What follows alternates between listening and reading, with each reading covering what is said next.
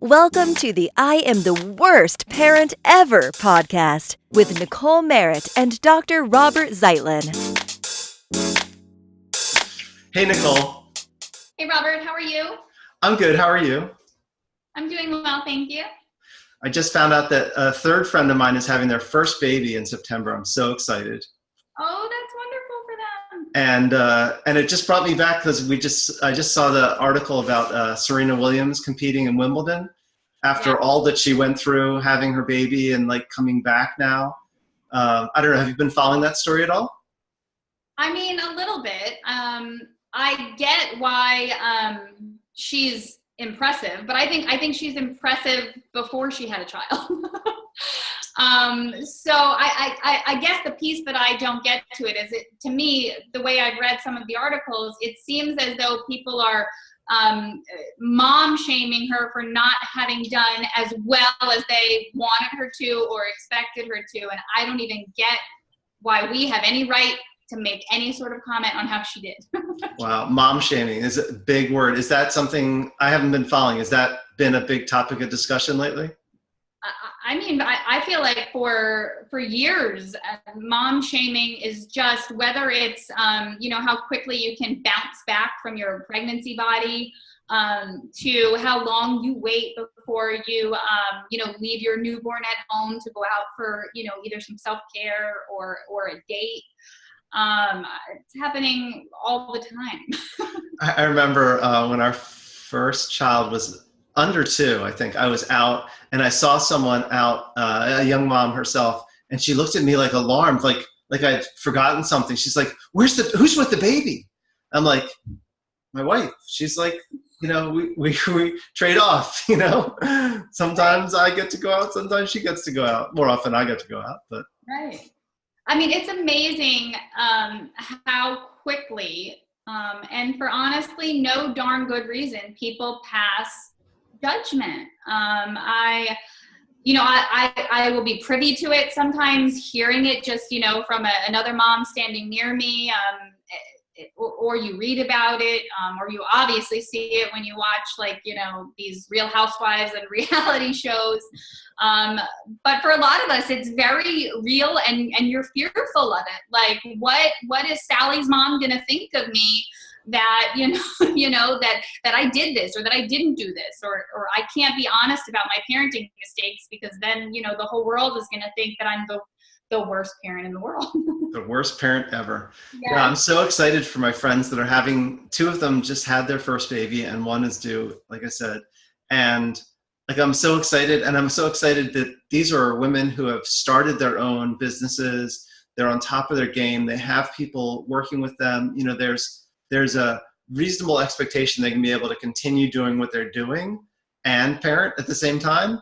Although, no great plan ever survives once the doors finally open. But I just think it's, they have so many challenges facing them. There's so much like pressure and stupidity that's coming at parents nowadays, especially moms. Right. I mean, and there's sure to be people that are going to tell them that they're not doing enough, or I don't understand why you can't, keep up with what you're doing and breastfeed your baby and keep your house clean and, and. It's, I guess motherhood was something I didn't realize I need such like a backbone and thick skin for. You're like, oh, do I have the mother gene in me? Am I sensitive? Am I consoling? Am I loving and empathetic? But you really also got to have like a kind of like a, this is me and I don't give a hoot and stop judging me kind of attitude. Right. We were just watching a movie goes back to the 60s. And at some point, a mom sits down with a doctor she's like, what's wrong with my child? And the doctor's like, maybe I should talk to your husband. And she's like, listen, I'm educated. You can talk to me. But the bad news was, back then, the theory was always like, it's the mom's fault. Something's wrong with the kid. I'm not sure we've evolved that far from it. I think mom shaming is just the new version of that. Right.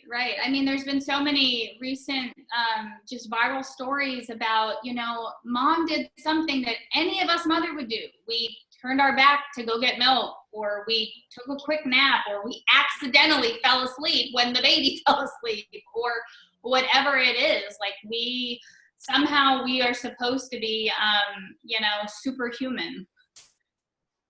It's a lot. Yeah. Do you feel like dad shaming is a thing? I feel like dad shaming is not a thing like that.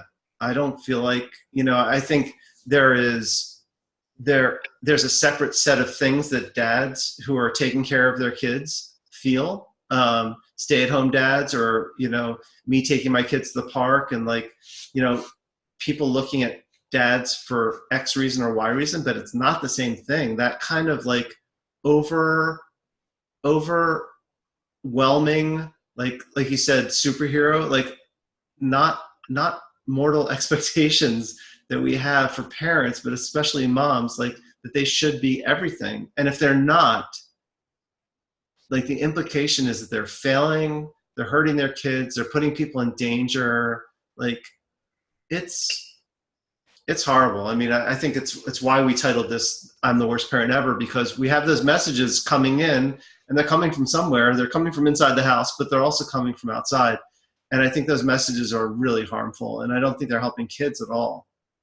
But you made me think, why is there that divide? Like Dwayne "The Rock" Johnson holding his baby, right?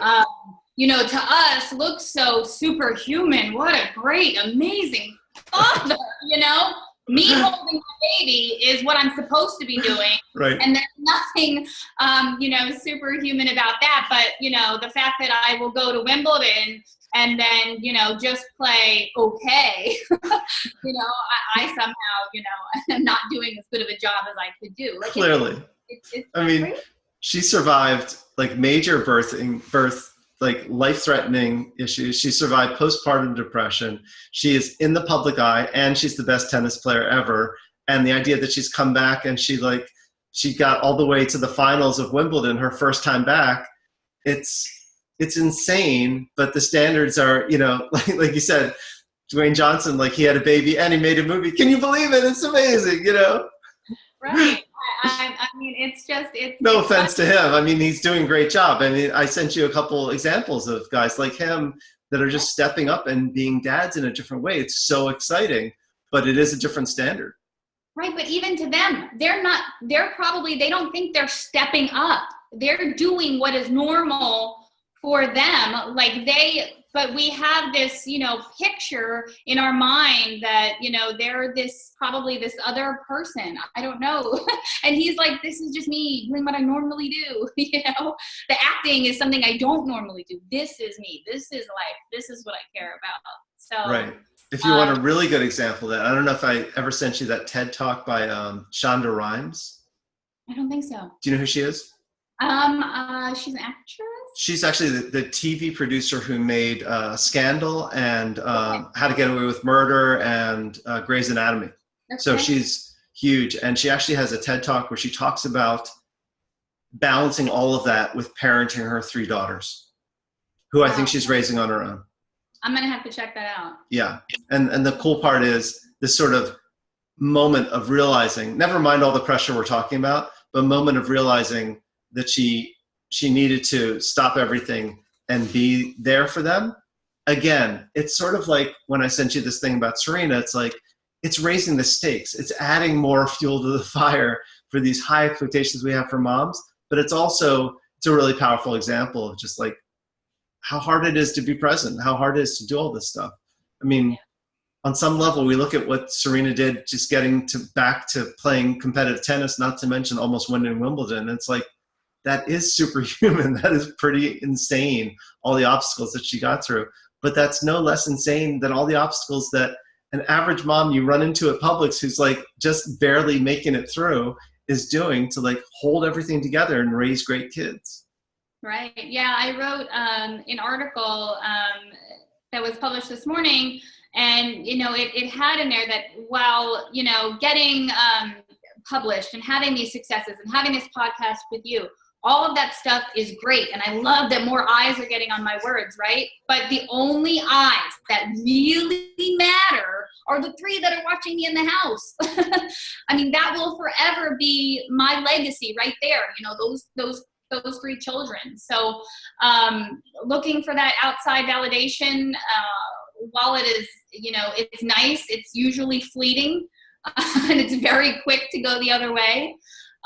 So what we really need to focus on is what's inside of our home. And like you said, what is this example setting to young girls? Like, what standards, you know, you have an older, you know, daughter, and she's having like, you know, is this the standard of success for a woman these days? I mean, right. It's just insane. Just the pressure she must be feeling, I would imagine. Well, I think you guys have grown up like with pressure and understanding, you know, what it's like to be a girl and grow into being a woman in this world, and now growing to be a mom and growing to be a businesswoman and balancing all of that. And I think it's not just the 3 eyes or the 6 eyes that are watching you, and balancing that with the recognition that you're getting and that you want to get, and how you want things to grow from your blog and this podcast and all the stuff you're putting out.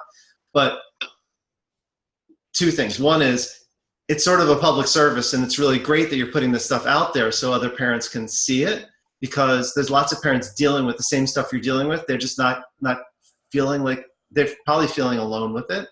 And the other is that you're like, I think you're a great example of someone who's still able to do all that and then talk about it while it's happening.